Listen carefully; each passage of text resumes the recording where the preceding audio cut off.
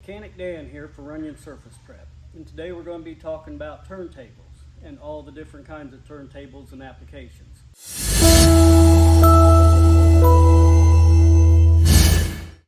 If you're going to be getting into your turntable, it's a good idea to read up on it first, because there's so many little different things that are changed from one season to the next, from one year to the next, from one machine to the next.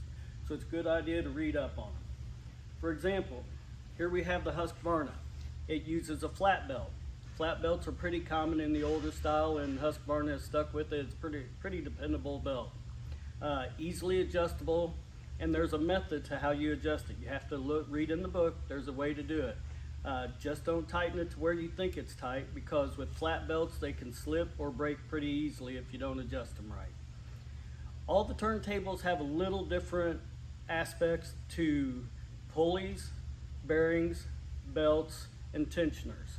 CPS uses a tensioner, Husqvarna uses a tensioner, Lavina uses a tensioner. HTC doesn't use a tensioner. They use a flat belt, but they also are only able to install with the tool. You actually have to stretch the belt around the pulleys, top and bottom, just to be able to get the belt on. So there's no way you can adjust them. No adjuster or idler like it is on the Husqvarna or the CPS. So remember, when you get into a 500, 800, any HTC product, you're going to need a special tool to install that belt. Be sure you look that up before you start getting into it. Another thing that's different is you have to remember that all these belts are different, from a flat belt to a timing belt like the CPS 290, timing belt like the 320, also the 240, and the flat belts on the HTC. They all have a little different science behind them, so you got to adjust them a little bit differently.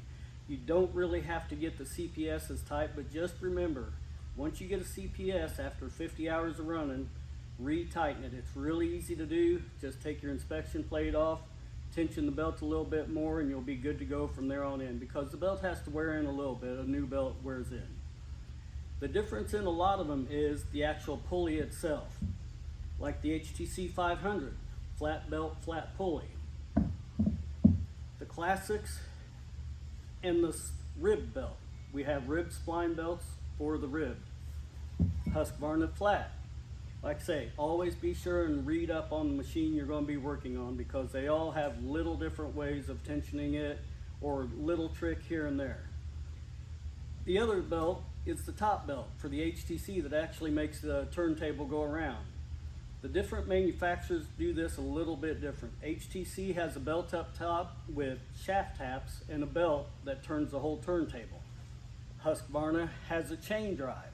It actually has a separate motor and gearbox that turns the turntable. CPS has one of your spindles, has a gear on the top of it, a pinion, that as that spindle's turning, it actually turns the turntable. So just remember, they're all a little different in their own way. CPS, I really like the CPS application. You very rarely see a spindle break or a pinion break. I think I've only seen one of them. HTC, you just have to watch for belts, and your shaft taps get a little worn out. And on the Husqvarna, you have to watch that chain. Sometimes it gets out of whack and you start hearing some thumping. You have to get in there, clean that out, and straighten up that chain and gear a little bit, and make sure every once in a while readjust it and put some dry lube on it. So remember, when you get into all your parts and all your different machines, look it up, talk to your manufacturer on the tensioning, or just give me a call. We'll be glad to help you. And don't forget, we have all the CPS parts on the website, and a nice little chart you can go by to look up parts. That's it for today. This has been Mechanic Dan. Thank you.